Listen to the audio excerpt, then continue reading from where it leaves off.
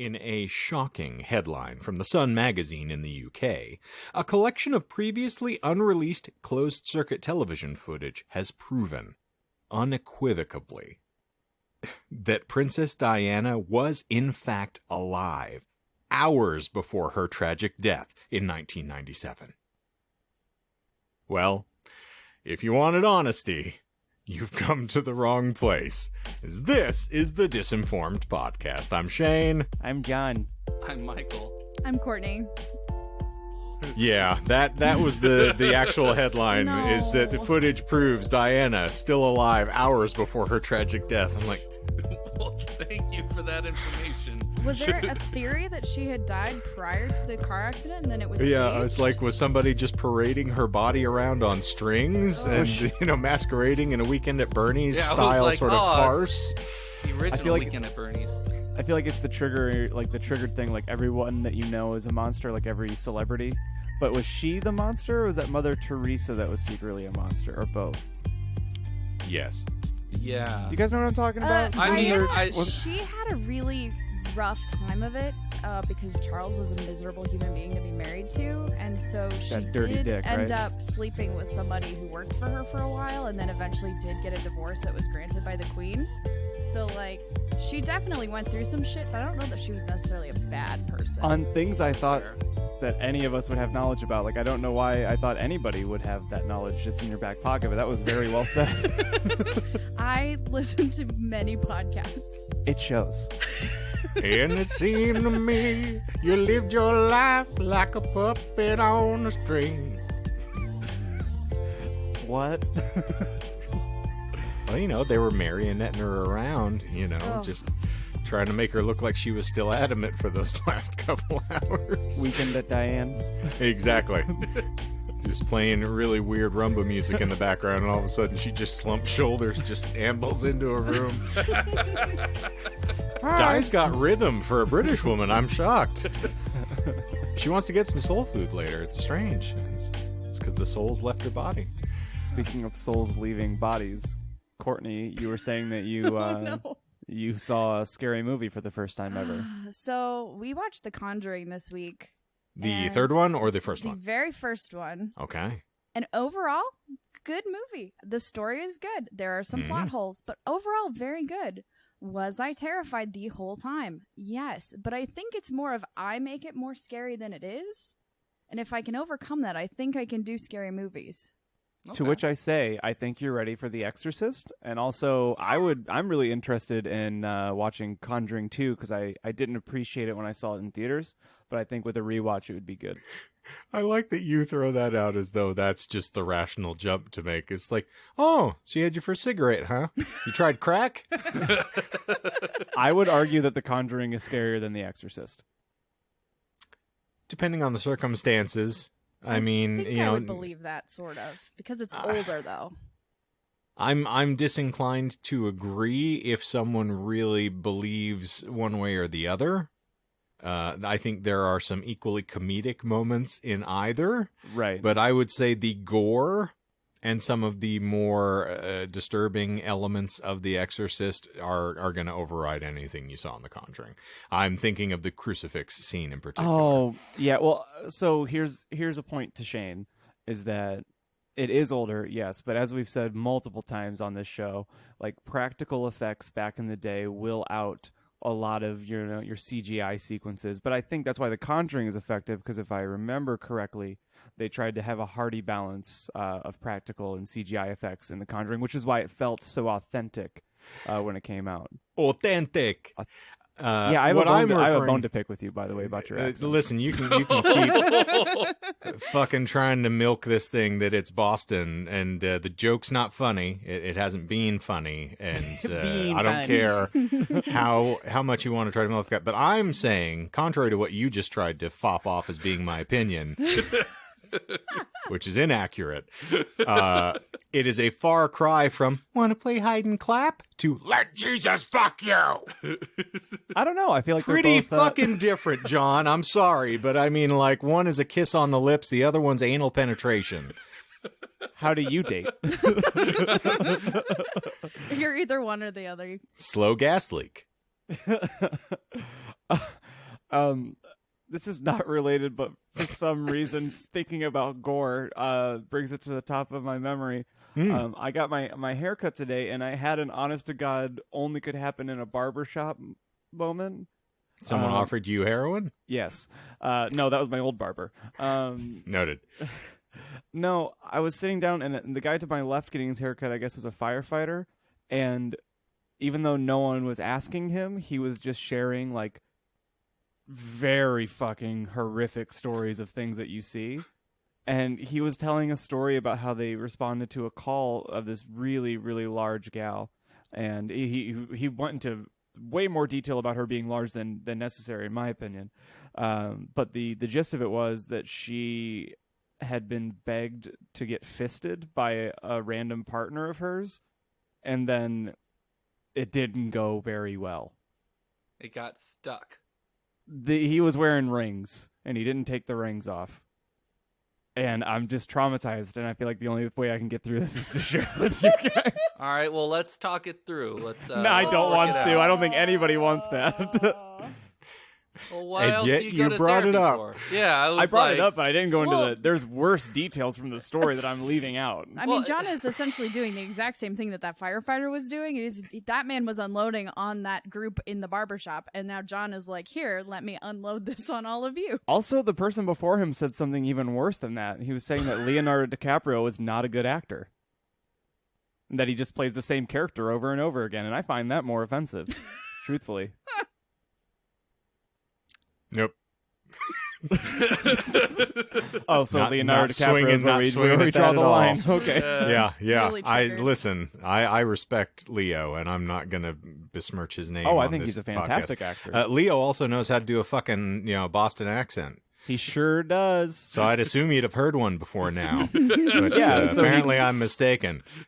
I don't know. It was like a combination of like Boston and Dakotas. I like by I'm the end not of the claiming episode. I was adept, but I was like, of all the things to pick out, Okay, if you you're do doing me a like favor. an Indian accent and you're like, hey, listen, that guy sounded like he was like, Bengali, right? Yeah? Anybody? And no one responds. And then he goes 5 minutes later, yeah, that guy totally sounded Bengali, man. I was laughing. Crickets. Man, that's the last time I try and pay you a compliment and show you that I actually appreciate what you do. Unleash the That's spice, great. John. Well, you know what, John? You can fuck yourself. Thanks, John. Hey, tell you that twice. Awesome. So that's your friend in the wood Appreciate- chipper there, huh? Appreciate you being here. Oh, you put your hands up. I'm telling gone 1 ya. week and Shane turns into Francis McDermott. Yes. I'm not going to show you my inventory, Courtney. I'm sorry. Cars aren't fucking here. I will fax you the photocopy of the tags.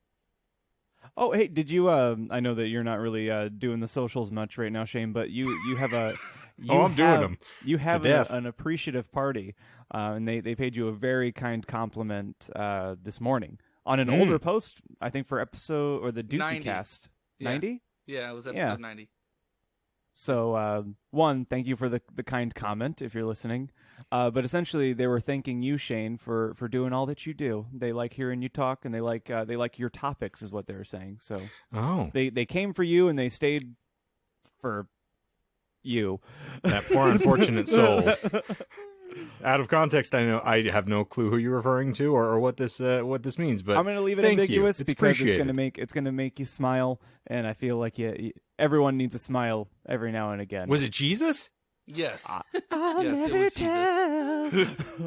For all intents and purposes, sure, it was Jesus. Yeah. Well, I'll never tell, and I'll drag you to hell. Speaking of which, I'm looking forward to watching that. So Please. you gots to give it.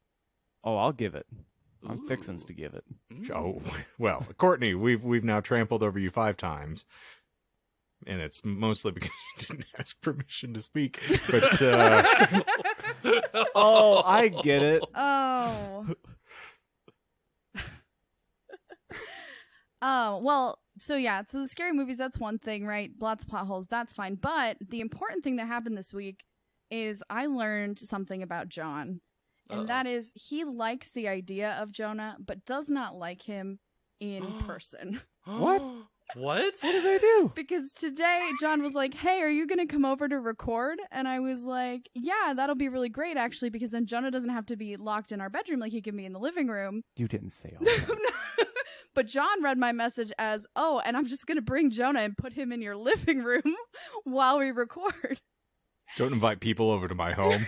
Okay, well, context is very important. One, I did read that incorrectly, but also, it was a diarrhea salad of a text. Ooh. And also, to be fair, I wouldn't want Jonah in my house either. I mean, that's totally fair. The other thing is that much like Courtney's trying to do a layup, being like, all right, Jonah, I'm going to get out of your hair so that you can have your house to yourself and you can exist. Like, Becky gets home the moment that we start recording, and even though we don't use, super hot mics anymore, it's still nice for her to be able to like have the space. So the last thing that I'd want to do is be like, because there's that one time, but she was out of the house, but like Jonah, I think it was the fried chicken party. He came over for dinner. Yep. Yeah, The fried chicken party, and then Jonah proceeded to just pass out on the couch, which was adorable because the dogs cuddled him the entire time. But yeah. Now, had he attended our show prior to that? No. Was the chicken party prior or post our show? Host, right? Because the reason I'm asking is that the indigent individual who attempted to molest him in the men's room may have actually passed his soul into Jonah's body, and you just don't know it yet. I totally forgot about the homeless person wearing the Patty's Day shirt. Yeah, he could have Freaky Friday'd your husband, and you would have no idea until this very moment where it occurred to me. How do you? But that's why he just sleeps wherever he falls. How do you paranormally check for that? Like, how do you see if someone's done a body swap with your significant other? You know what? Actually, rectally? that makes a lot of sense because now every time he gets a beer, he wants a straw, and I couldn't figure out why. Are you fucking kidding me? But right now I get it. Like, it makes sense. It all comes together now. So when you get home tonight, you need to get a bomb pop, lick it so that it's not super sticky, and just wedge it up his ass. If he takes it out, he's not your husband. It's funny Noted. because it's true. Ooh.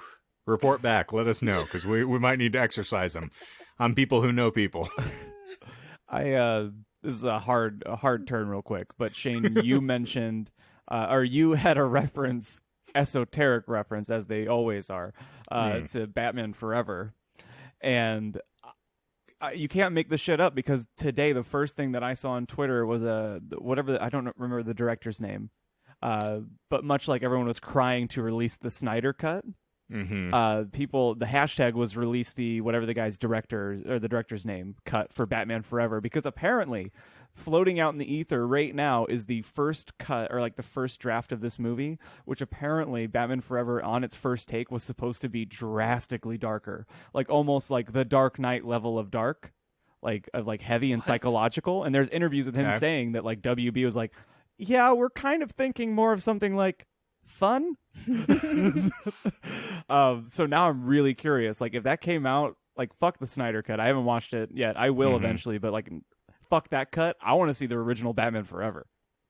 Is that our new cause as our podcast? Is that No, the I'm thing done we're with backing causes. now? They do nothing but disappoint me. Cause, or some might say cosm. Oh. I'm my brain. You're trying to look Of it course up? you don't get it. Yes, I needed to because now it's stuck in my brain.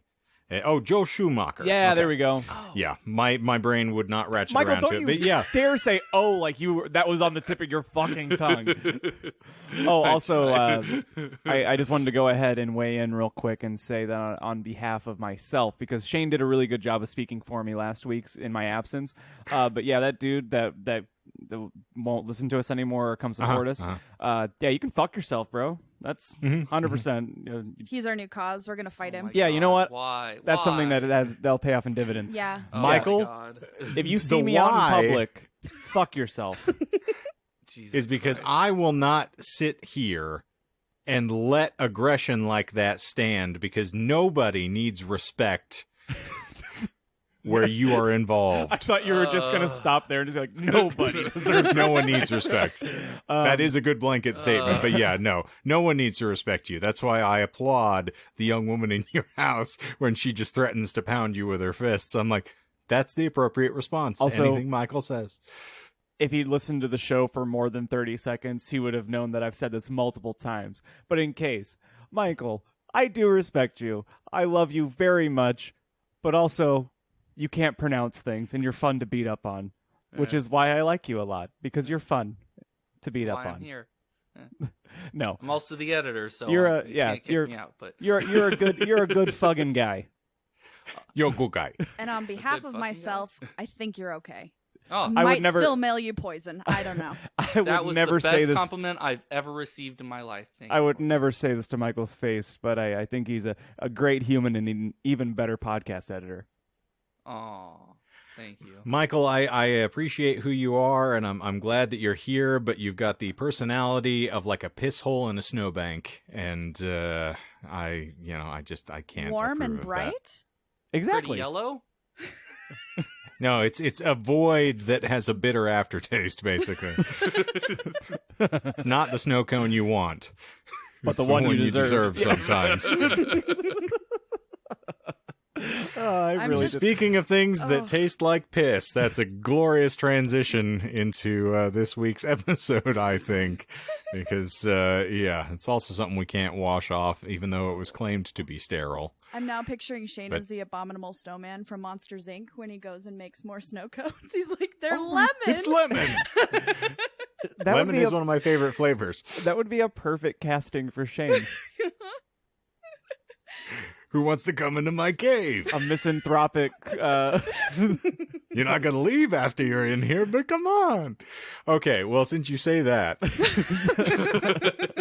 I came home from walking yesterday, and Melissa was on the couch watching House Hunters. Great show. And I sat down, and she had asked me a few weeks back. I don't want to make a meal out of this story, so I'll try to keep this brief. She asked me why I was interested in serial killers after I had gone through the binge of Last Pod and all these things. She's like, I'm just curious. Like, what is it about you?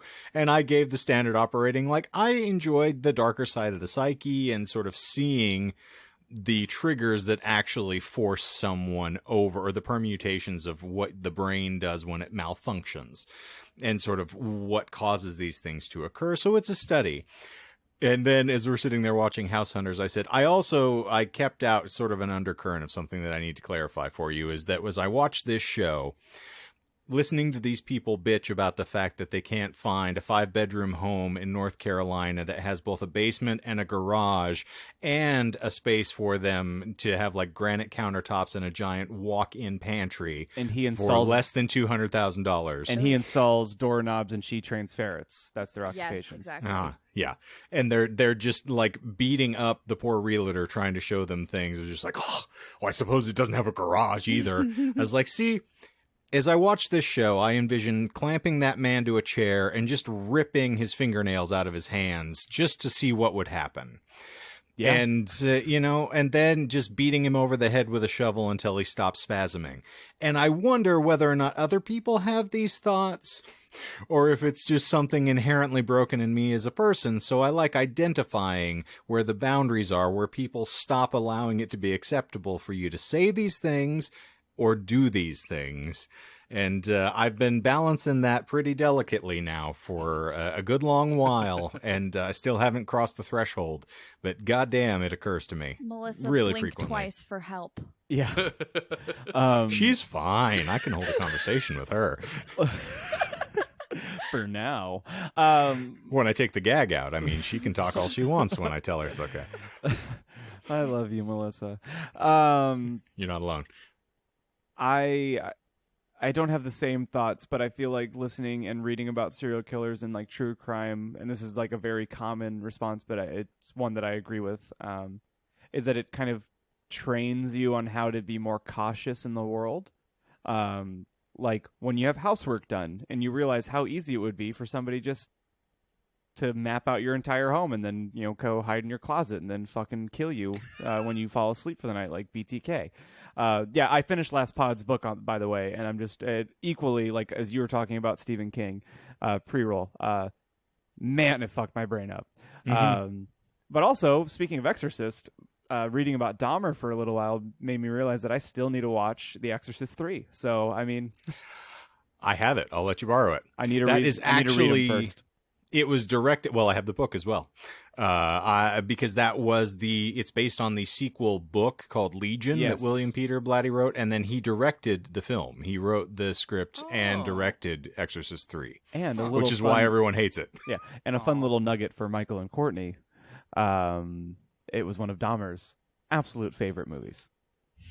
Actually, wasn't one of it was his favorite movie. He made his victims sit and watch it with him when he turned them into littles. Honestly, that would be scarier than being kidnapped, is being kidnapped and forced to watch scary movies. Hear that, Jonah? Now's your time. Now, you know what's even funnier, because I was just talking about this with Melissa, and this is how I can tell the Cineast aspect of my personality can get oppressive sometimes. The gentleman who played Lieutenant Kinderman in the original Exorcist is replaced by, I'm forgetting his name now, but the gentleman who essayed the role of Patton in film famously. It's Scott is the last name. And so that role swapped. Oddly enough, the gentleman who played Kinderman was the blowhard kind of asshole juror in the original version of 12 Angry Men. And he was played, that role then went to the exact same gentleman who played the Kinderman role in Exorcist 3. So it's somebody who preceded him in both roles, and he just is like, well, he and I are apparently interchangeable people, so I'll just take up his role as well. Wow. Huh. It's definitely the success is a wave kind of moment. Mm-hmm. Yep. But this is the stuff that just rattles around in my brain for no good reason. But it's, you know, when you start remaking films and you notice actors are playing the same role, it's difficult not to draw correlative lines. Oh, for sure. Anywho, Michael, we were talking about piss, and the topic just, bubbled down to you. Yeah. So, Shane, you already know what he's about to present to us? I don't know exactly what he's going to present to us, but given the preamble that he told me before we started about why he had to change from the other topic, Is it going to awaken something inside of me? No. it might kill something inside of you. I fucking hope so.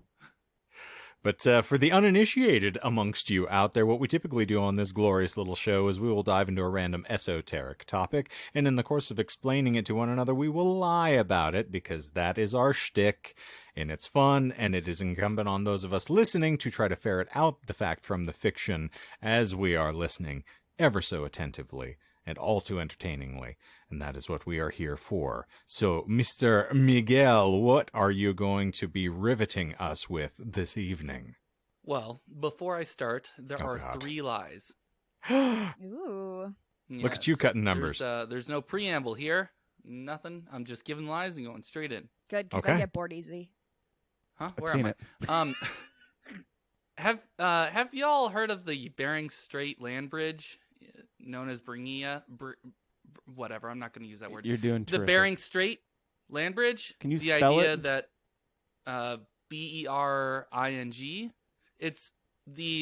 What is Wonder Woman? It's the land bridge that connected Russia to Alaska, Alaska. about 10,000 years ago that allowed ancestors of Native Americans to migrate to the New World.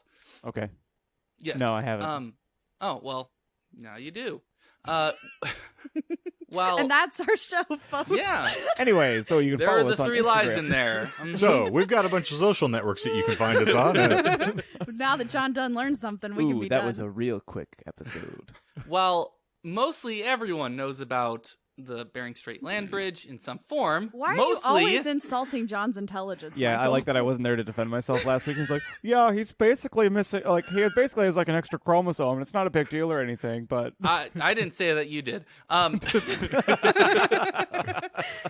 mean, I just called you a chuckle fuck, but I mean, you've bore up under that for quite some time now. You've called mean- me infinitely worse things. Have you ever seen the cinematic masterpiece known as Ice Age 2? Yes. Because that's the whole idea behind the land bridge. They're below the ice. It melts. It floods everything. They gotta escape. That was kind of the idea of the Bering Sea, the Bering Land Bridge. Okay. I've seen you chase nuts, and I thought that was kind of, similar to Ice Age, but... Yeah. So I was reading into the Bering Strait for some reason one day, and I wanted to know if there were other land masses that It's a sank. mistyped Google search. It was being straight turned into Bering Strait. Damn you, autocorrect! You've failed me again. And now Michael just melts when he goes in the bedroom. And now I'm just picturing you guys all as the characters from Ice Age. Who am and I? Shane would be Manny, and you would be Diego, and Who's Michael Diego? would be Sid, and I would She be says the it's like baby. we're familiar. Yeah, can you tell us what animals they are? So that makes Shane the mammoth, played by Oh, Ray now Romano. I feel now I'm just And getting called you're out. like the really Hey, sassy but triggered. emotional saber-toothed tiger. Oh, okay, I'll take a saber tooth. Michael's the sloth. Yeah, he's definitely the fucking sloth. And I'm the human baby that's just being dragged along behind all of Aw, cute. That baby looks terrifying. Have you seen pictures of it Yes. recently? It is stuff of nightmares. Wait, Well, impression warning, because now you've just caused this to happen for the rest of the episode. But hey, Michael, what are you talking about? Anyway, Hey, why aren't you presenting your topic yet? Come on, so I wanted come to know, on. so I wanted to know if there were other land masses that air quotes sank into the ocean, and I dug very deep into that. So there were two that I had found. This is a long preamble. That's why I wanted to get the lies out of the way. You just said no preamble prior to the preamble. I lied. That was a lie. Haha. No. Uh-huh. There was the intro is a little bit long, but anyway, I came across there was another sunk continent of sorts, sunk land bridge called Doggerland. Atlantis. No, but we'll get to that. We'll get to that. Goes all the way to Atlantis. Thank Quab.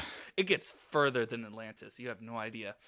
So another Ocean one Master? that I found was no. It's actually this is a synopsis of Waterworld. Black Mantis? Okay. Ice Age references aside, start from the top and get through your spiel. Okay. All right. Fine. Most everyone knows about the Bering Land Bridge, except ignorant assholes like John. Most And- educated people. Most sophisticates like Shane and Courtney know of the- Sophisticunts, thank you. I didn't want to call her that, so she's a sophisticate. You can be a sophisticate. Ket? Kate. I'm not allowed to talk. I don't get equal slurs thrown at me. And It's they're- just- Oh, Yeah, I mean, and- I could call you a sophisticate if you want. I was trying to be respectful, but I'm There's sorry. no I guess equality. you're right. HR is going to hear about this, apparently. That's your word, Michael. So I looked up other land bridges, other land masses that sank into the ocean. I came across one interesting one called Doggerland, which is a submerged land bridge between the British Isles and mainland Europe, which sank into the ocean about 8,000 years ago, which was actually really interesting because that was also when humanity was around and doing stuff. Bullshit, the Earth is only 5,000 years old. And it's flat, bitch. It's actually 6,000 years old, thank you. Oh. 5,000. Dang it. It's only 2,000 years old. It's 2021, right? Back when World didn't people exist had before web one. knees. Why would people go backwards once you get to year 0? It makes no sense to me. So it actually sank rapidly after a tsunami caused by an underwater landslide. That it took sorry, I got too excited now. I'm not gonna lie, I'm fucking lost, bud. Okay, I'll just skip Doggerland then. Is that okay? Do you want me to just do that? I had a cool little intro. I wanted to talk about real land masses, and then I was going to talk about something else. Take a I deep don't breath know, and you take know. it from the top. I'm even- riveted, motherfucker. You can even I'm edit so it here. so that it doesn't seem like we're constantly No, I like doing people what we're knowing doing. when I get confused and shit. It's not your fault. I'm So- being an asshole and derailing you this entire time. One day I was looking up random land masses. I came across the Bering Strait, which I know a lot of people know. Not everyone. And so I was like, well, what other land masses, what other land bridges were there back in the past? So I found another one called Doggerland, and it was pretty much Okay. a land bridge between Britain and Europe. Okay. And it actually existed when humans were around, right before written history. And it actually sank rapidly after a massive tsunami caused it to sink. And it actually Okay. sank so fast that some historians theorize that the Great Flood myths actually came from this region because there were, Mesolithic hunter-gatherers. So there was still some oral histories that came about from that time. And so a lot of people think that this land bridge between Britain and Europe sank so quickly that led to a lot of the Great Flood myths. Okay, hence the story of Jonah's Ark. Yes. Which led into that and the fact that the Ark is nothing but a wooden whale and every species has its own Jonah. Yeah, ribbed Michael, for your pleasure. Michael, what is an ark if not a wooden whale? Yeah, it's one of the questions I ask myself every day.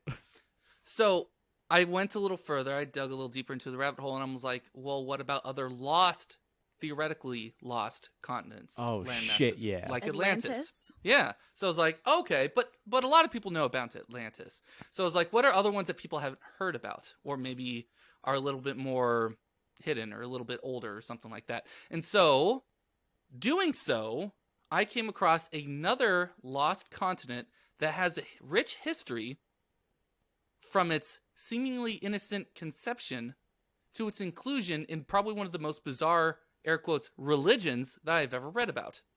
Today, I'm talking about the great lost continent of Lemuria. And that's what I wanted to get into. I want to build it up, give that suspense, Like and all that the other mines stuff. of Moria? No, Lemuria, not Moria. Beard, like I'm not red saying- meat off the bone. Like lemurs. Actually, yes. That was going to be my Lemuria. first question. Can anyone guess as to why it's called Lemuria? And you already kind of hit the... It was Arya's wolf in season 2. So it all started back when, around the time of Darwin, there were a lot of people trying to ascertain origins of species, right? Because Darwin was like, oh, everyone comes from an origin, blah, blah, blah. And so this one person... For those who are not historically inclined, Michael, would you care to give a date around Darwin's time? The Dawkins? Yes. No. The mid-1850s. Or so, the 1850s, mid-1800s. Okay. Was right around the idea of the theory of evolution. Was It's Oh, really that's a appreciated. myth, right? According to God. It's a theory. Thank you. It has not been proven, apparently. But Well, when did you become a senator, John? so when this was going on, there were a lot of, biologists that were finding skeletons of lemurs in Madagascar, Sri Lanka, which is the island that is off of India, and Australia. As you could tell, or as you can kind of visualize, they're all separated by a giant ocean called the Indian Ocean.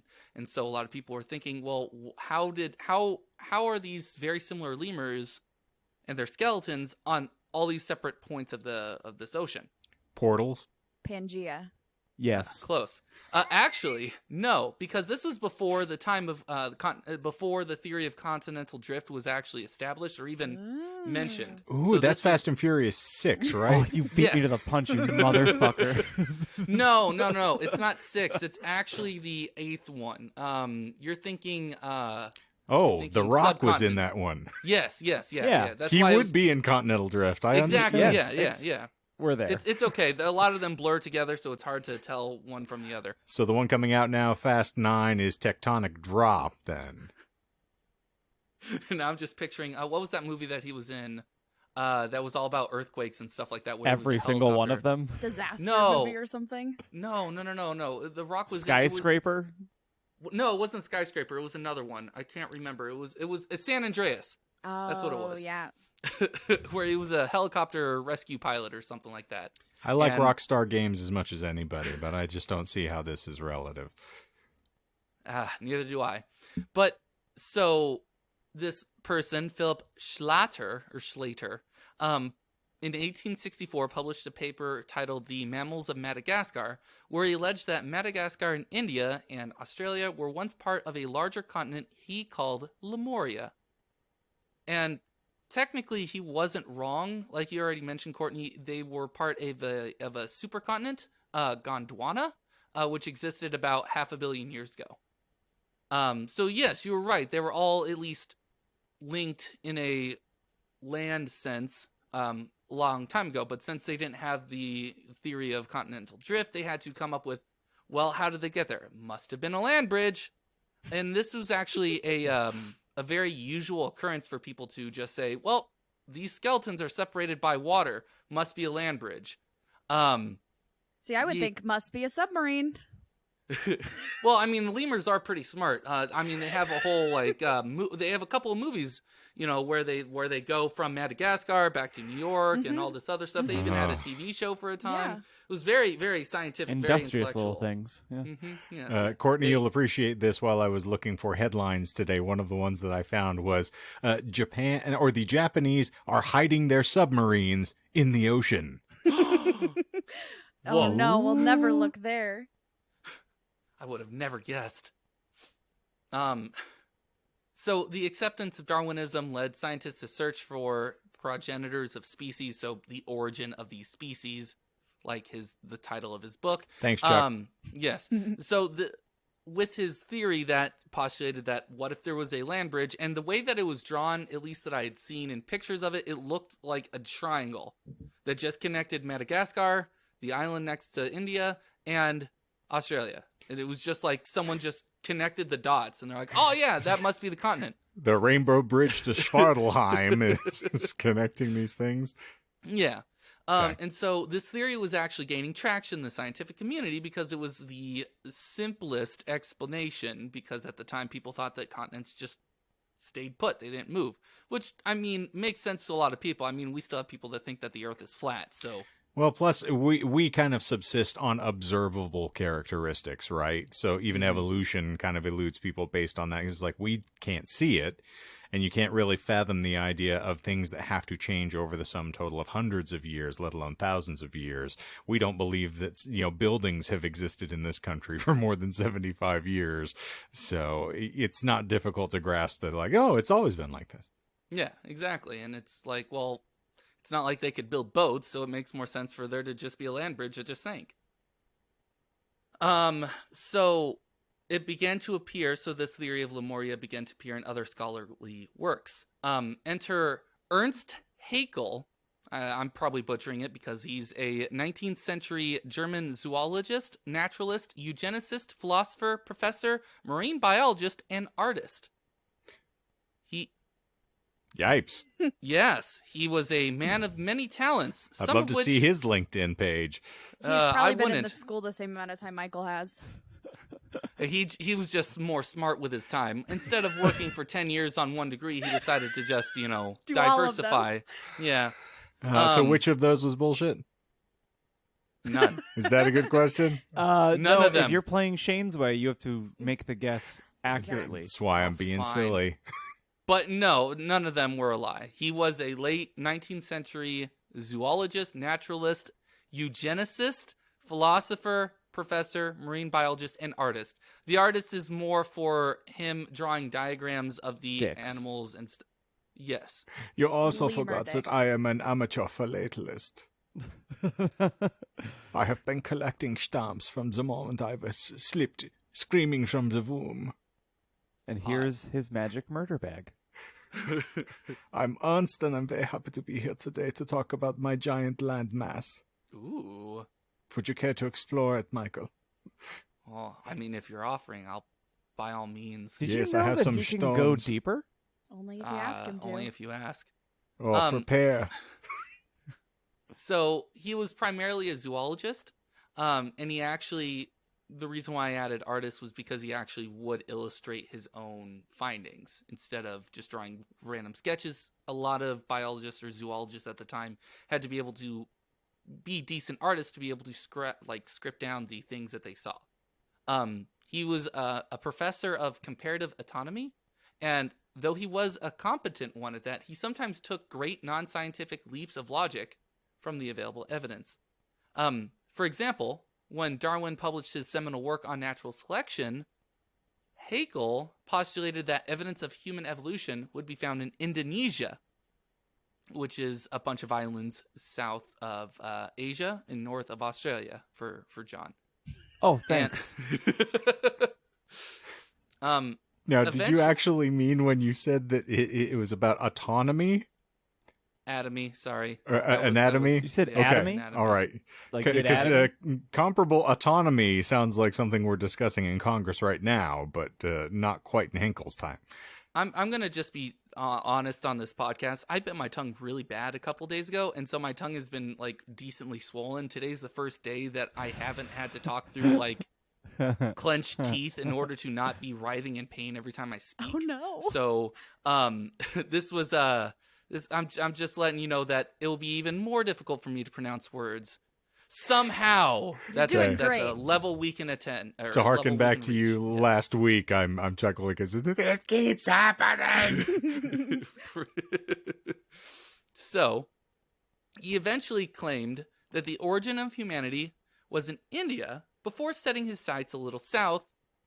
In his 1868 work, The History of Creation, he claimed that Lemuria was in fact the location of the missing link between humanity and other primates, going even further, asserting that humanity had actually migrated out of Lemuria, spreading to Africa and Asia, and producing the different species, races, of humans that we see today.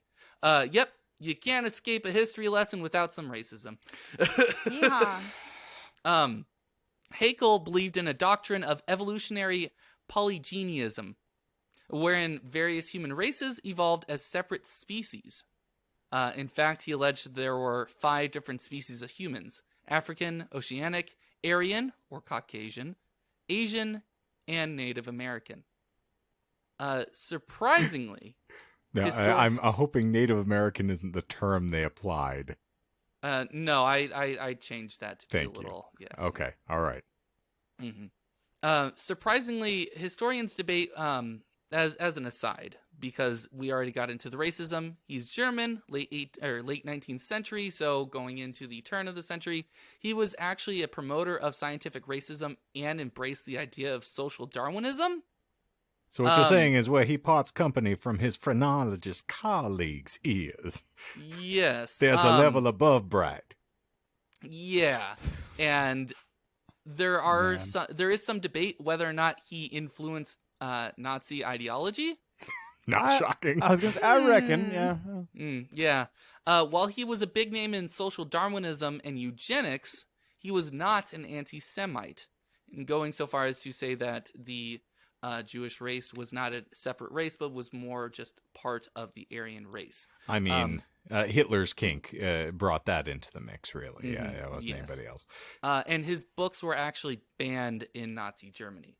But there were some high-ranking Nazi officials, if I recall correctly, this was just something, I didn't write this down, but I'm recalling it, that did say that he influenced their later works. So, Were the books really banned in Germany? yes, based off of what I read. Yeah. Interesting. Because he had a lot of other... He was a proponent of other things, even though he talked a bit about social Darwinism and also taking care of the mentally ill, which I didn't want to cover here because I didn't want to get that dark. He didn't necessarily believe that the Jewish people or Hebrew people, whatever, what have you, were really separate or the cause of a lot of things. He was a strict anti-Semite. Well, I mean, we can't be too incredulous about the German peoples not being fond of the written work at that time. There were very few books that they were in favor of, as evidenced by the burning. So, yeah, I would go with they're probably not keen on his material. Yes.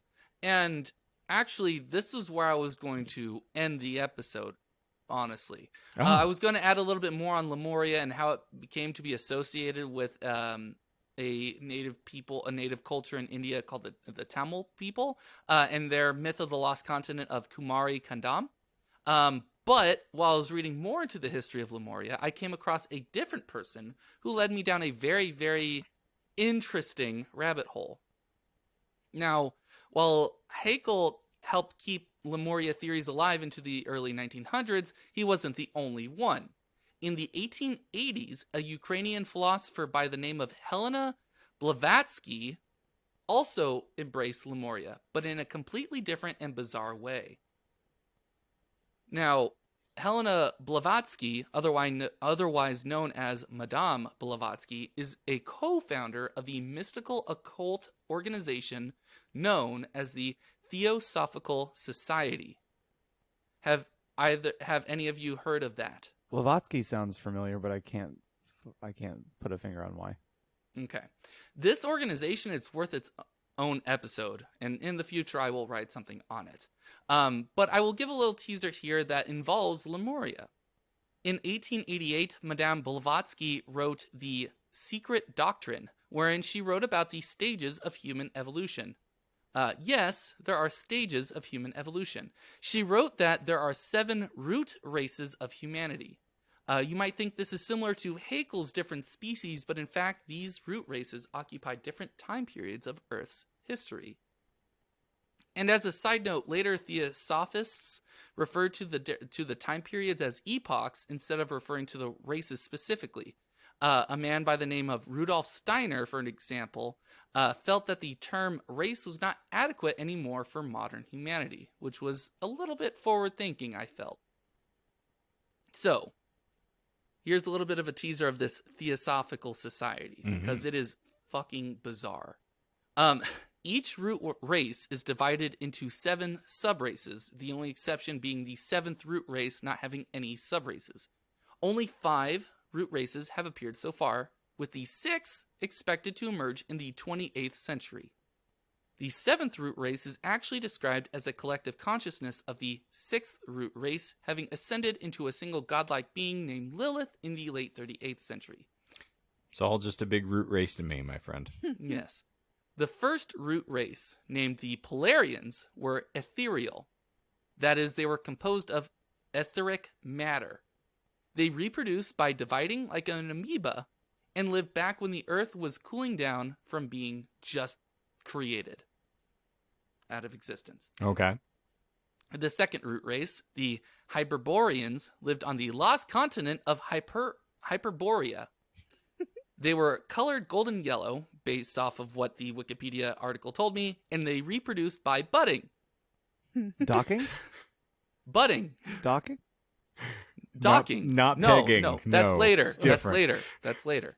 The third root race, the Lemurians, lived in Lemuria, coming into being from the 7th root race, or the 7th subroot race, I miswrote that, of the Hyperboreans, about 34.5 million years ago.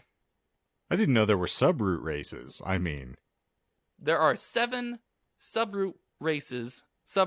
okay, so per they're not each. just races. No, it's a root race, and then each root race has 7 subroot races. Why is because- Scooby-Doo presenting this episode? I don't know. Root race. It's a very Raggy. interesting episode of Star Trek. So, the Is it really Hyperboreans, 7 subraces? yes, and 7 subraces per each root race. Except Well, for the the trouble with 7th. tribbles. Yes. Damn tribbles. They're so cute, though. So the Lemurians lived about 34.5 million years ago, back when it was thought to be the Jurassic period. So yes, they lived with dinosaurs. Blavatsky claimed they were hermaphroditic? Hermaphroditic? I Yes. think hermaphroditic. Mhm. Human-sized lemurs. I had What? also read another place that said that they had 4 limbs, 4 arms, but I didn't see that in the Wikipedia article, so I didn't necessarily include it. Limbs and arms feel different to me, friend. So which Yes, was it? the 4 arms. But it didn't say that in the Wikipedia article, so I kind of admitted So that. extrapolating, they would have 6 limbs? Yes. Okay. And they were human-sized lemurs. Hence why, a lot of the Indian religions are founded. The first 3 subraces reproduced by laying eggs, but the 4th subrace, beginning about 16.5 million years ago, began to reproduce like modern humans. That's a tough transition of sex organs, my friend. All of a sudden, you're just like, you know External what? egg to internal egg is a pretty dramatic shift in your baking processes. Just, speculating here. I just picture the first of the 4th subrace of the 3rd root race was like, you know what? Let's take that egg and put it back in me. I'd rather keep it safe. I was like, I'm just envisioning the first person to try to have sex with the queen xenomorph. Oh my god. Given the requisite number of arms we're talking about here, then all of a sudden it's just... And they're lemurs, apparently, too. So they're 4-armed lemurs that were the size of humans that laid eggs. Lemur alone. Does it specify if they also have prehensile tails as well? Had Had they already developed those? I would assume so, because she claimed that they were hermaphroditic sized lemurs. So for human sized. Sorry, I literally Also, just stroked there, and I omitted a word. Yeah, you did. Completely. I wish one of us was good at or actually Shane's good at Photoshop, but I doubt that he would stoop so low as to make this a reality for me. But all I can see right now is the aliens guy from Ancient Aliens, the aliens. But it's Michael's face imposed on that guy, and then it just says lemurs. Yeah. What's That's also how nice is with them being hermaphroditic and having tails is every hole can be accounted for in some way, shape, or form. Especially with 4 arms. Yeah. Mm-hmm. Yeah. Man, the orgies have just got to be ghastly. I'm horny. Well, I'm not shocked. Speaking of being horny, the descendants Oh yeah. of the Lemurians, Yeah, fuck according me. to traditional theosophy, Bless you. includes some African and Aboriginal Australian cultures. So apparently, and I have no idea how, How the hell did you jump to horny for that, Michael? descendants, what happens when you're horny? You have sex, sometimes a kid pops out. Or sometimes Shame. you just acquire one. Sometimes you just acquire one.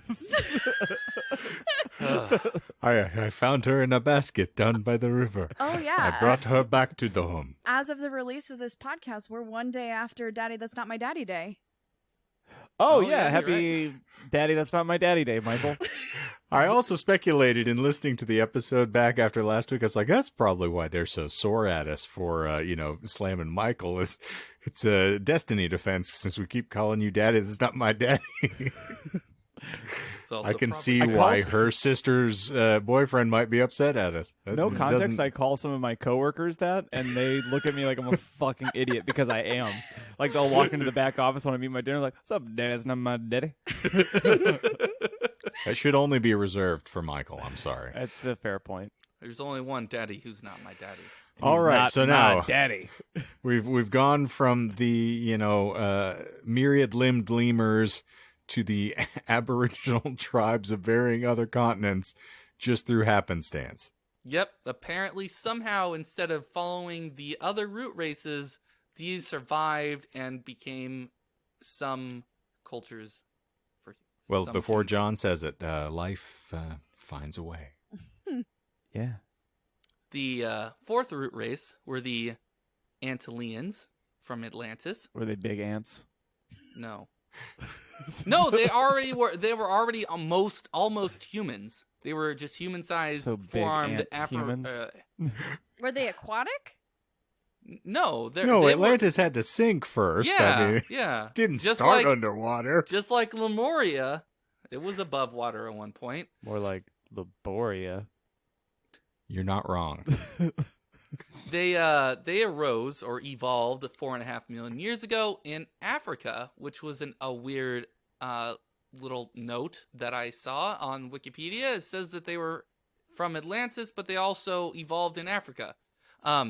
According to this weird occult, they had Mongolian features, and their descendants are most Asian, African, and Native American cultures.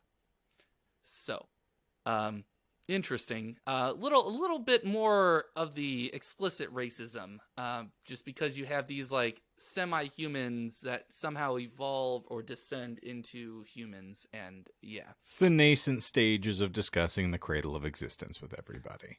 yeah. At least they're Actually, not that's- claiming it's a couple of white people that sprouted out of the ground and, got manifested out of somebody's ribs or something. Right. True. Very true. So the fifth and most modern root race are the Aryans, which was the explicit name that was used. But I will say that they were a little bit more inclusive as to this term. Doubt it. I will actually list the subraces that are around.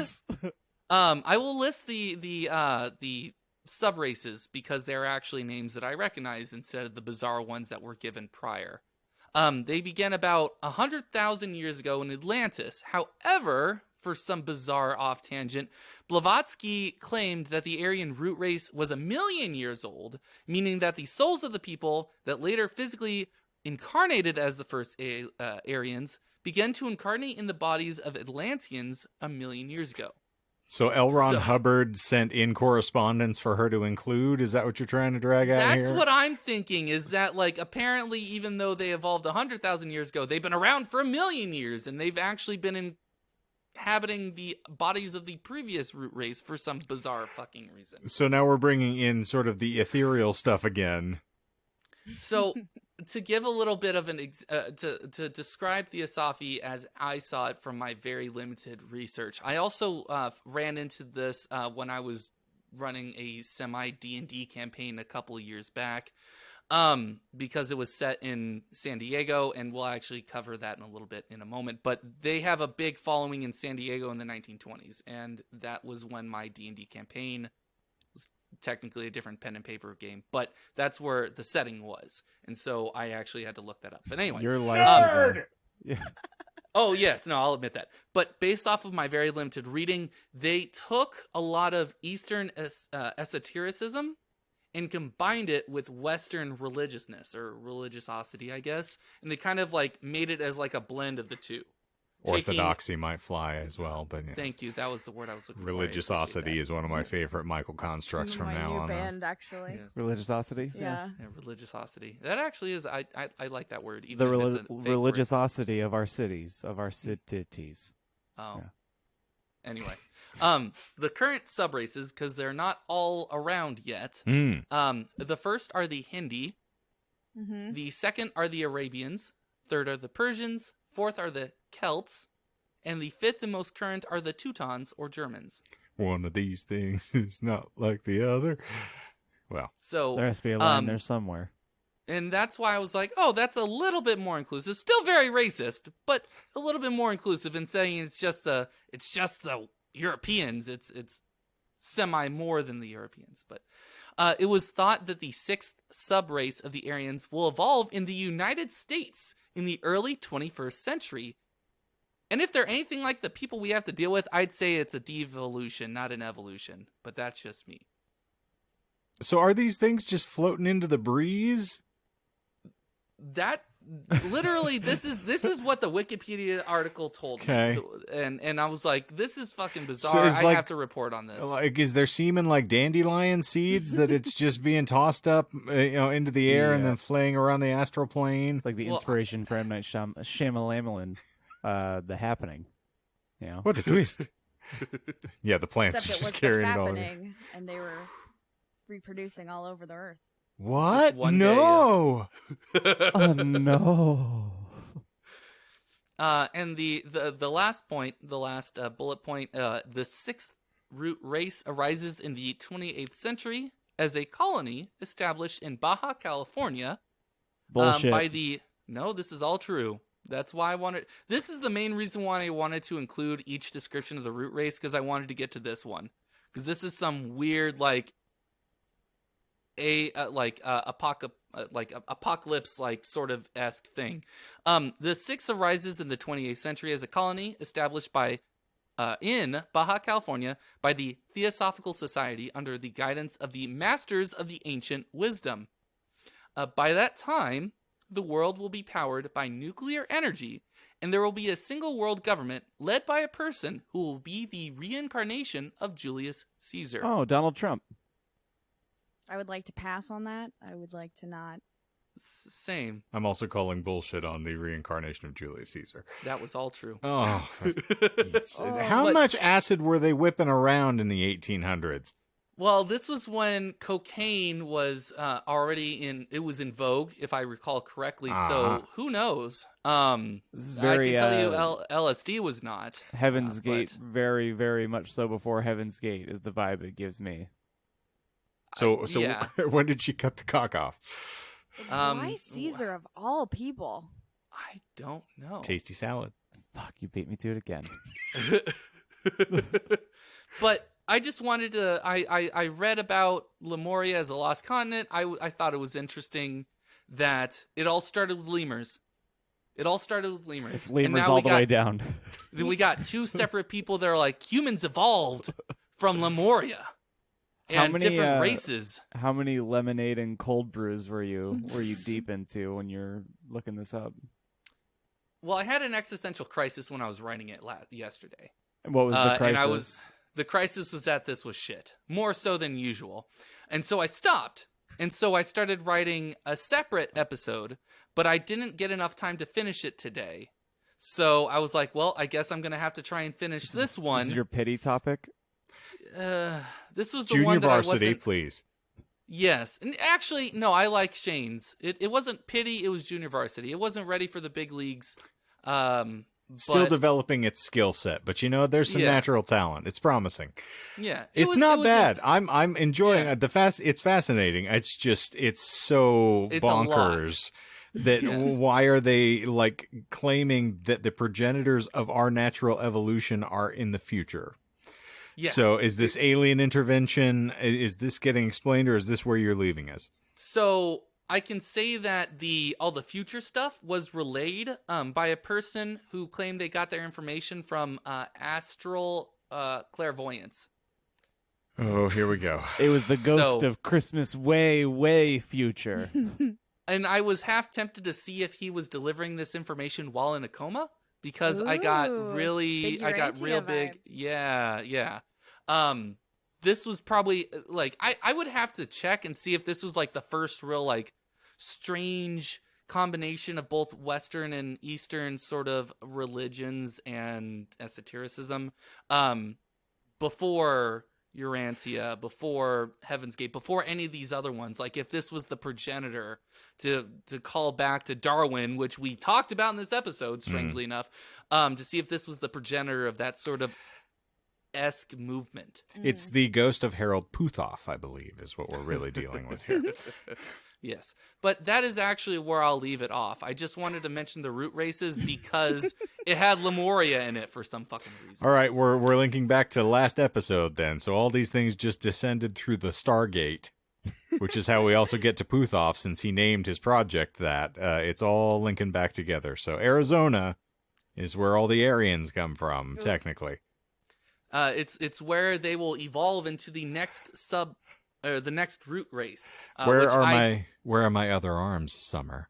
Yes. Well, you lost them because you actually evolved into two other root races before you appeared here. I'm going to exhaust these two hands. I need more things to jerk off with.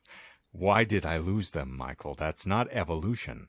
Well, I mean, you traded them for an actual I'm not you. Dick. I didn't promise a free pizza to get rid of my other arms. I just, trying to live in this world. Where is well, that Shane's was the trade-off. You lost the arms, but you got the ability to, have a dick.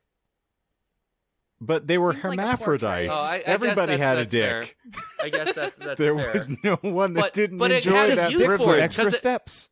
But you had a use for it because you stopped laying eggs and you said you started having live birth and all that stuff. I have a use for it now.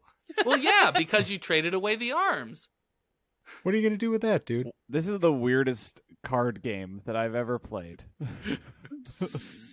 Lose 2 arms, stop laying eggs, and stop being a lemur.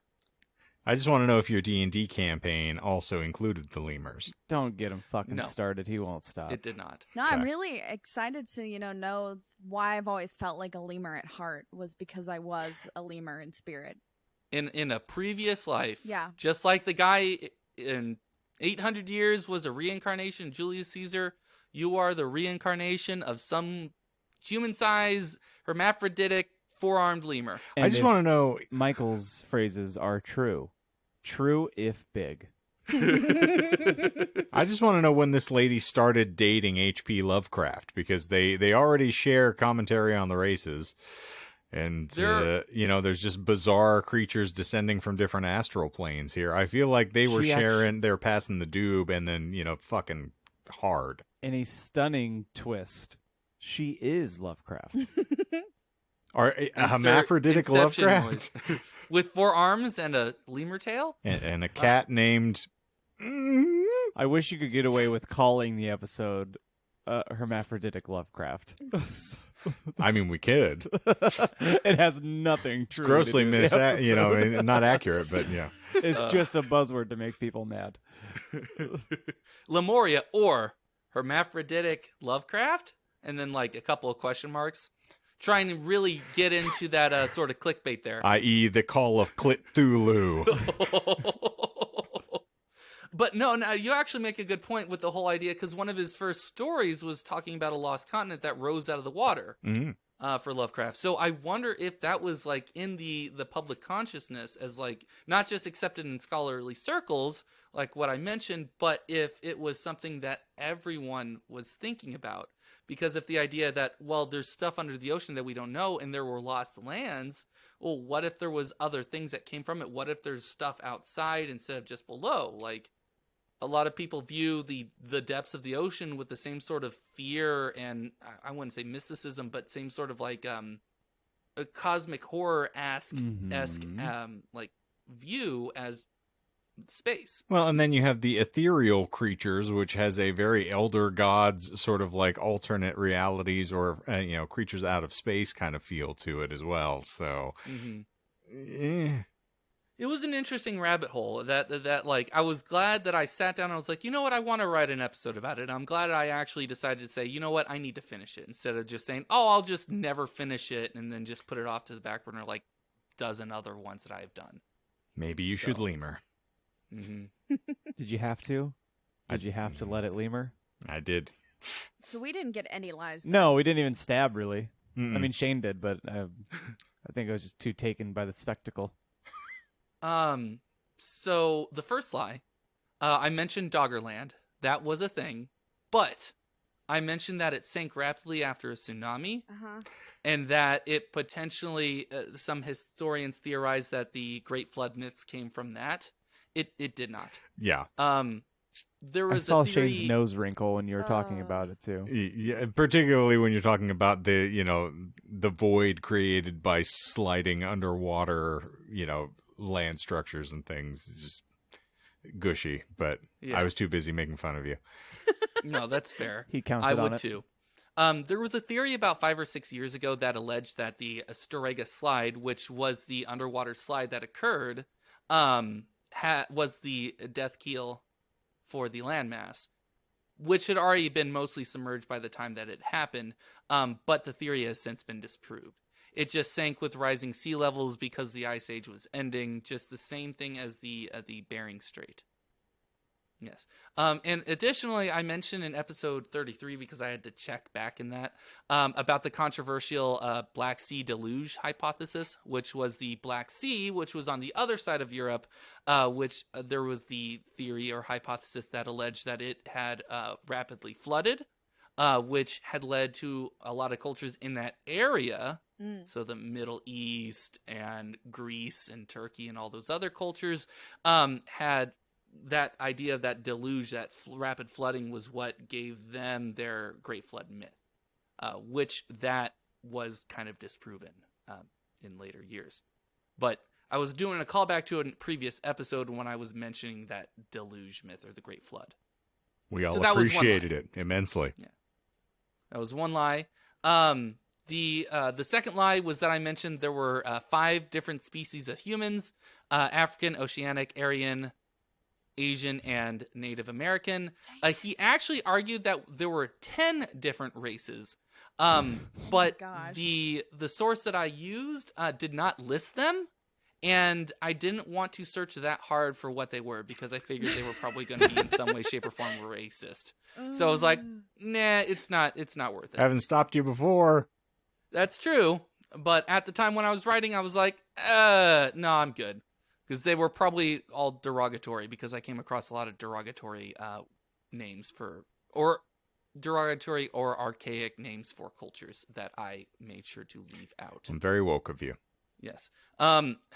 So I mentioned the 7th root race not having any sub-races, that it actually was the collective consciousness of the 6th root race having ascended into the single godlike being named Lilith in the late 38th century. That was all a lie. They actually arise from the 7th sub-race of the 6th root race, just like all the other root races. Oh, that makes perfect sense. Yes, and was the last race to appear on Earth. There are some neo-theosophists, which apparently is a thing, that believe that race, or the 7th sub-race of the 7th root race, will actually leave for, I think it said Mercury. They will leave Earth and moved to Mercury. And there was also more debate that there were actually humans actually existed before we came to Earth, and we actually came from Mars. So, well, obviously, # Occupy Mercury. Yes. If you take all of the Grundlethorpes, then how are you going to have any Snargwaggles? I completely understand. This makes all the sense in the world. A theosophist by the name of Scott Ramsey predicts that any sexual difference among humans will cease to exist, and both conception and birth will become entirely spiritual. I have no idea what that meant. That sounds but great. that was exactly what it said. So what is he claiming? Evolution's a tumble dryer? Apparently so. We started with all the sex organs, then we split the sex organs, then we're separate beings. Now we're going to go back to not needing it. Just going to loop our way back around, and then we're just going to be eggs.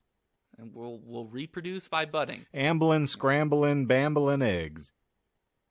So yeah, those are my lies. Damn. I didn't want to be cheap because there was always at least one that I had was cheap, and I guess the 5 different races or species was probably the cheapest one, but I wanted to be a little bit more involved. Just because every time I listen to a Shane episode, I feel like he crafts these like eloquent and like really detailed lies. And I want to be like you, Shane. I was just about to pay you a compliment, and then you talked me out of it. So you make Michael want to be a better liar. Because I was like, yeah, you sci-fi jargoned up a bunch of nonsense and threw the word Lilith in, and so kudos to you for actually, threading together something that had an actual narrative to your brain, and I can appreciate that. I will refuse your compliment because I based that off of an anime that I really enjoy. What anime? Evangelion. Have not watched it. It is probably one of the most depressing animes I've ever seen. Okay. The person that who wrote it, who directed it, who also wrote the manga, was suffering extreme depression, and it shows very well in that anime. It is a deconstruction of the giant mecha style anime with a lot of psychological horror thrown in. Nice. It's beautiful. It came out in the, I think, late 90s. So it has the same sort of art, not necessarily art style, but the same sort of like vibe or nostalgia that a lot of people give to it as like other animes around the time, like Cowboy Bebop. I still need to finish that. That's also a good one. I feel like what you did here, Michael, to continue my attempt at giving you praise, is you went the counterintuitive of like the Nolan versus Joker speech of like never start with the head because it disorients the subject and they won't ultimately feel the next blow. Is all of your, root race nonsense mumble mouthing through this got us to the point where I had just disengaged and was not trying to think about anything by the time you just whipped in this nonsense. So you beat me about the head with an axe handle 8 times, and then when you slapped me the one time, I had ceased to feel anything. So I'm just numb down there. Yeah. So good job, because it's a strategy, and I appreciate it. So I appreciate your methods here. I'm just upset about it.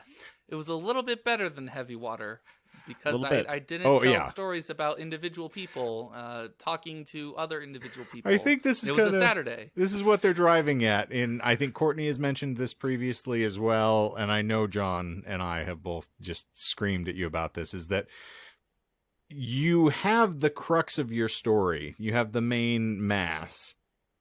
And as you go to provide it, you dive off into these random phrases or other sub-stories, like the Black-Eyed Children episode of, let's talk about why he felt he needed to go pay the electric bill because it was going to be late in 2 days, and his girlfriend gets really upset if she can't have yogurt in the morning. And so if the, refrigerator shut down, she'd have a bad day and he wouldn't get laid that night. And he's got, polyps on his testicles, and he really needs to void them constantly. And I'm like, who is this guy? And so when we're talking about this thing and then the tributary happens, by the time we get back around to this, we start screaming at you because, it's like, just stay with us. And I understand it's a pitfall for you, and we've discussed your condition previously. So I don't want to unfairly bludgeon you for this and mischaracterize what you're suffering through, but still, That's why we start having issues, is that we start in on, you know, big angry monster destroyed Japan. The entire thing. Okay, how'd that happen? Well, there was a guy named Kinshi Yakamoto, and he was born in Japan in 1847, and he really liked planting rice. And so he spent a good portion of his time creating cash crops that helped to, you know, buoy the Japanese economy for years. And a strange thing happened is his mother didn't like any sort of intercourse at all. And I'm like, where's the big monster? I thought we were getting to kaiju, not rice paddy. What's happening? And so that's why I think I get incredulous with you from time to time. No, that's fine. I actually, so this kind of continues with, I think it was the conversation we had last week about how people that study physics or physicists, as I don't call myself, think. I think that how I understand whenever I approach a physics problem, or because this happens a lot in my research, to talk about that and complain about that, is a lot of times whenever I encounter a problem, I need to understand everything from every facet. So I need to look at it from 100,000 different angles, and I have to understand how each word is defined and what it means and what it stands for. Mm-hmm. And I think that definitely carries through into these episodes, where I feel that it is necessary to give all the context instead of, is it necessary? Right. Like I never asked myself that question. Mm-hmm. And if I had more time for this episode, I would have had Destiny proofread it. As it stands, she proofread like 2 bullet points earlier today in passing. So, and I think that is something that I should try and focus more on. I'm not browbeating you. To clarify my point, I do like the idea that nothing happens independent of each other. So chaos theory, yet again, butterfly flaps its wings in central China, and then in the U.S. you get rain instead of sunshine. I understand that you feel this is a microcosm that sort of creates and then reverberates. So I appreciate that about you. Oh, yeah. So, what I'm saying is the reason why we occasionally fall off of the bus is because, we're preparing for a right turn that's dramatic, and you tell us it's coming, and then we go straight for 4 miles. And I'm just hanging on to things, waiting for it. So by the time the turn happens, I've fallen out of the bus already. Yeah.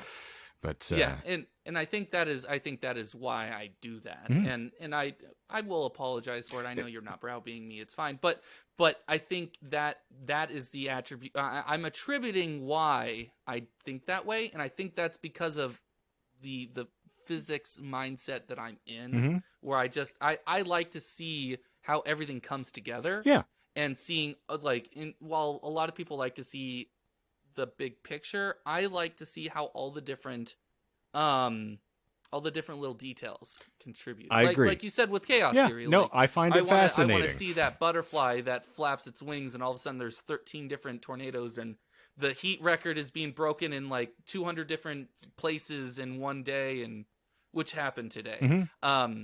And so that's something that's just how I work. Well, there's a storm coming, Michael, and if you don't know that, you haven't read all of the appropriate material yet. But this is why this show is fun, in particular now that we have expanded to even more presenters.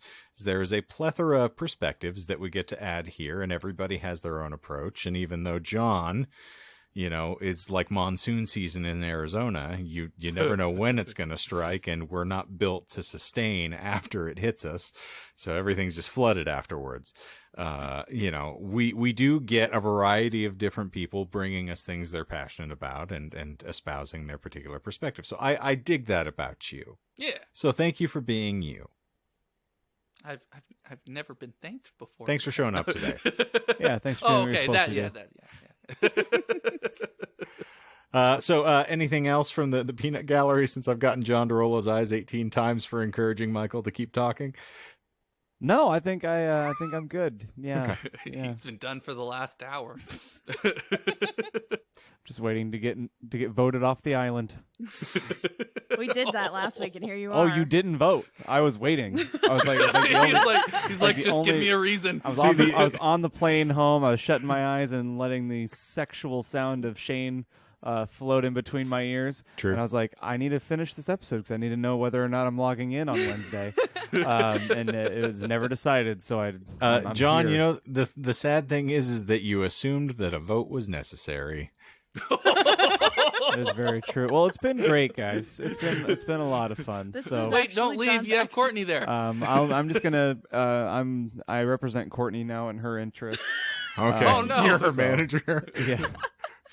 She said she had a manager. It's on the record. I've read the contract, Yep. so I just never So- knew it was you. So treat her well. Well, John- and I'm going to collect my 15%.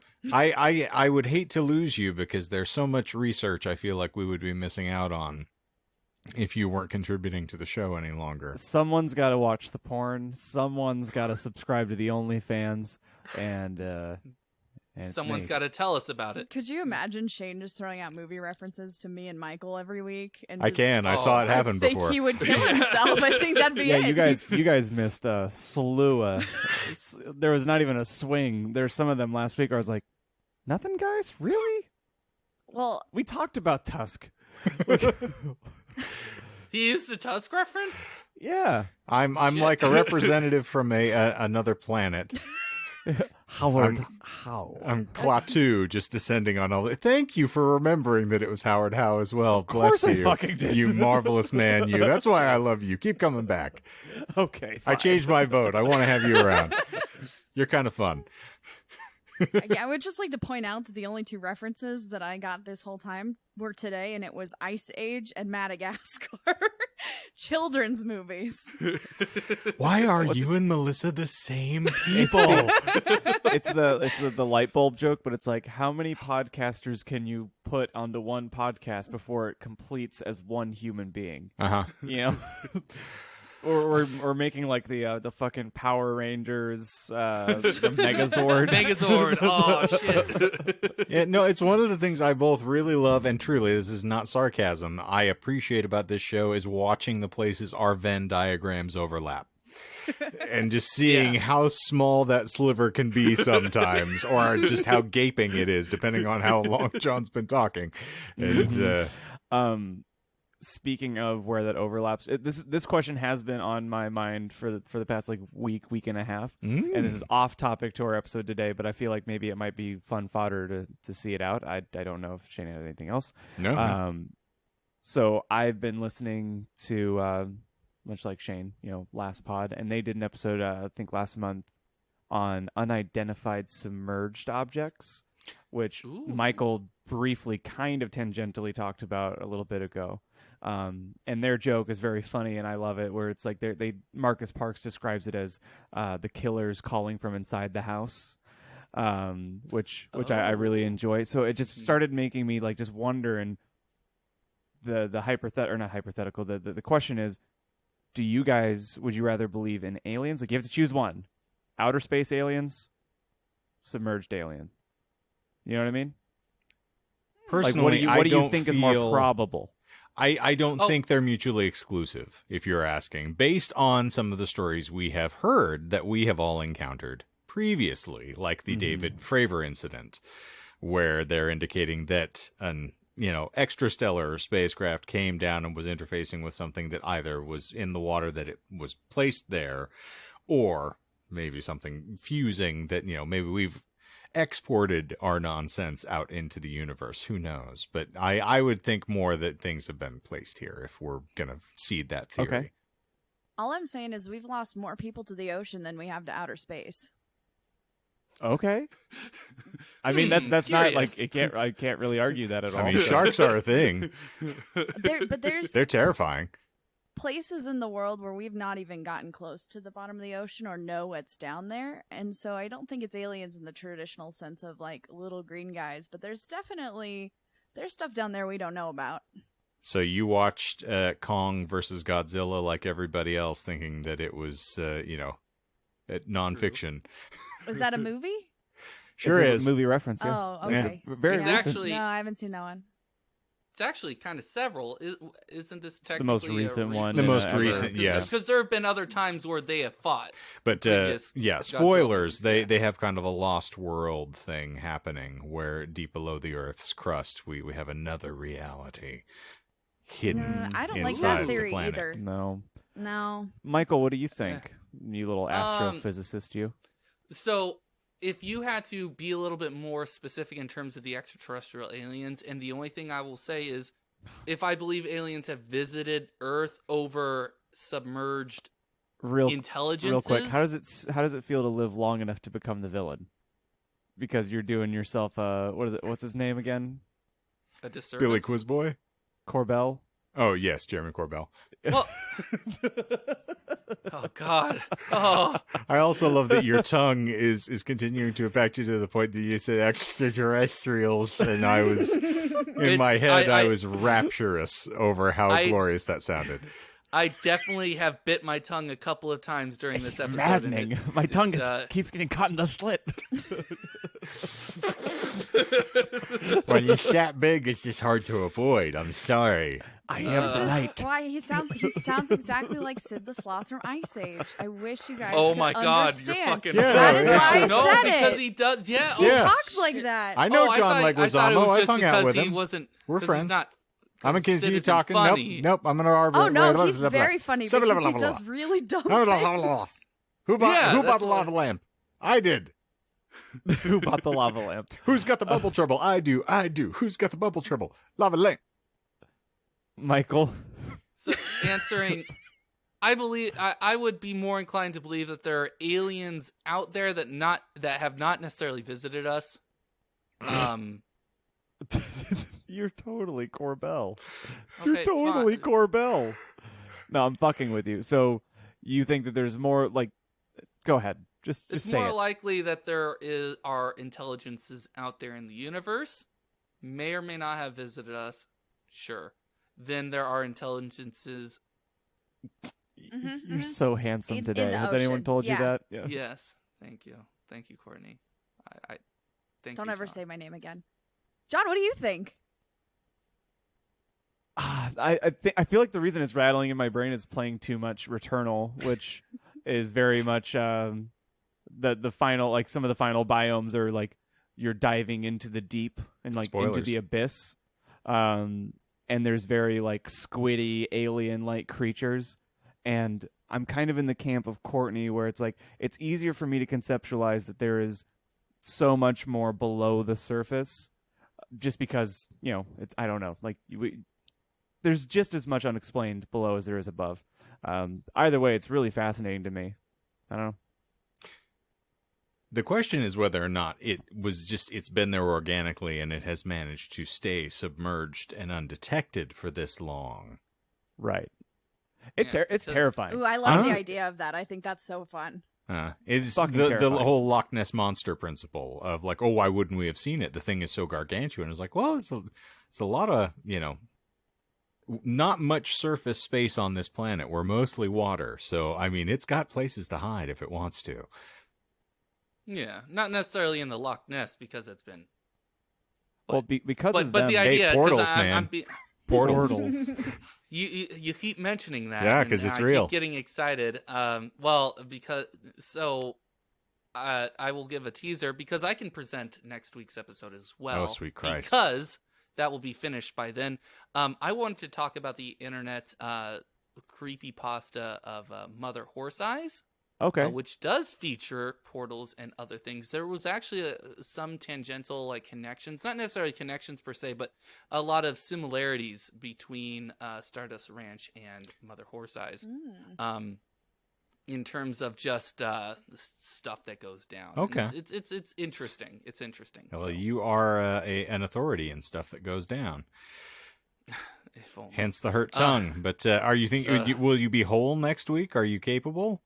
I would be very Are we surprised whole? if I was still unable to speak more so than usual by this time next week. Okay, well, I have a final, bit of closure here that I can tell you, which I learned over the course of this week, that apparently Mary, who I was referring to, Melissa's mother, who hepped us to kind of the concept of where she's living, claims the property they are on is where they claimed one of the portals or the portal is. Ooh. So she is right next to the Nexus. And so we're going to find out if anything has been happening. So I can, reach out to our correspondent on site and determine what's happening. Please do. But they also have goats that they have started keeping on the property. And so if those goats turn up sans eyeballs and tongues, this is going to be bad news bombing for everybody there. Oh, yeah. So we're going to be starting a new YouTube series where we go in location to these places and it's going to people. And...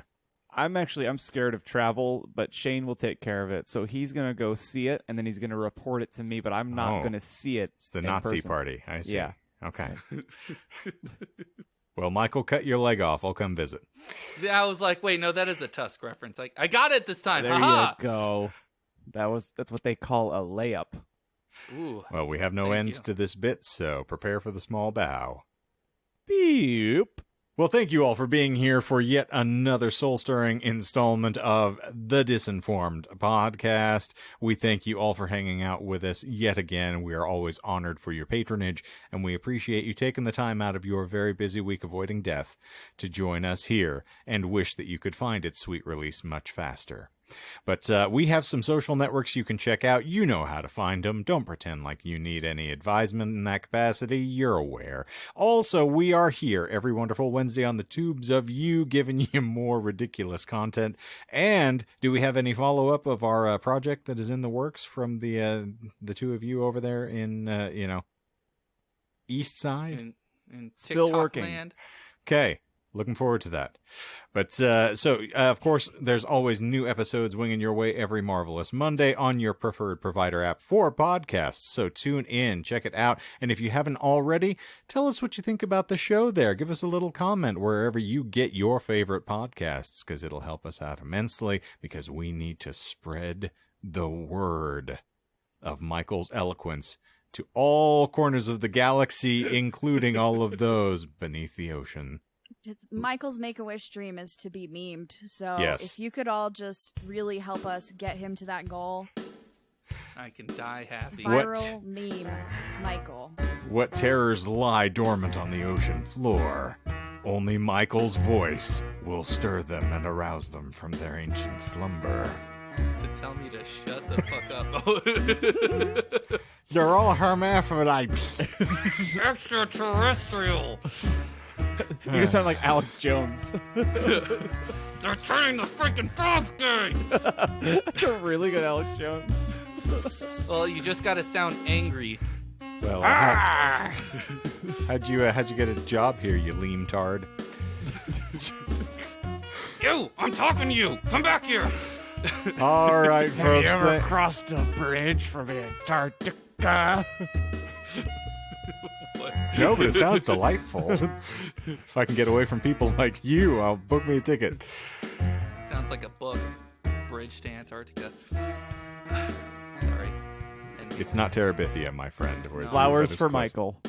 Oh. Algernon is actually a horrible, horrible nickname, but I think it would fit. Oh, no.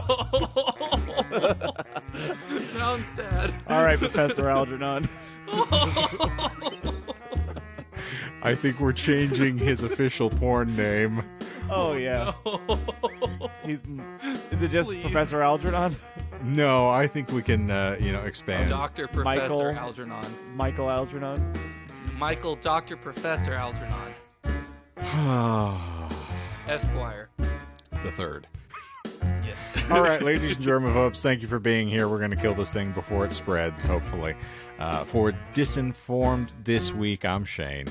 I'm John. Welcome back. I'm Michael. I'm Courtney.